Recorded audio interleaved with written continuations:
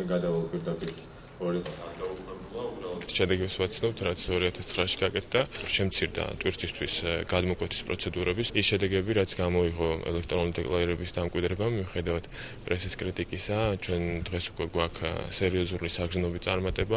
ამიტომ ამ შედეგებზე ვიმსჯელებთ და შესაბამისად რა ხარვეზებს, ბარიერებს ხედავენ ისინი, რათა 2010 წლის ჩვენი გეგმები შესაბამისად მოვარგოთ ბიზნესების წინადადებებს. რაც უფრო მეტი ელექტრონული სისტემები არსებობს ქვეყანაში, მით რასაკვირველია უკეთესია და უფრო ეფექტურია ბიზნესისთვის. რამდენად ეს სისტემები გაამართლებს, ამას დრო გვიჩვენებს.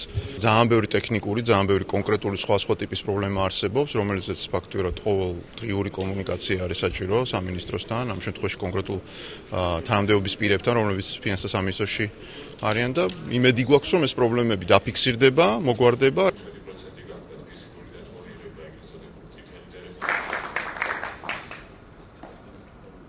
სერტიფიკატებს პირველი გახდა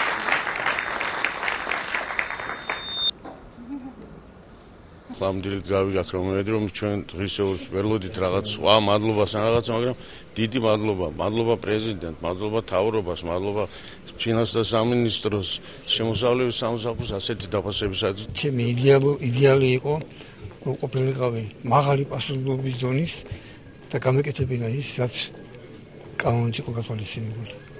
ეს ჩემი მოგზაურებული რაც მე გავაკეთე რა, იმის შედეგი თუ არის ეს რა, დიდი მადლობელია მართლა გითხრით.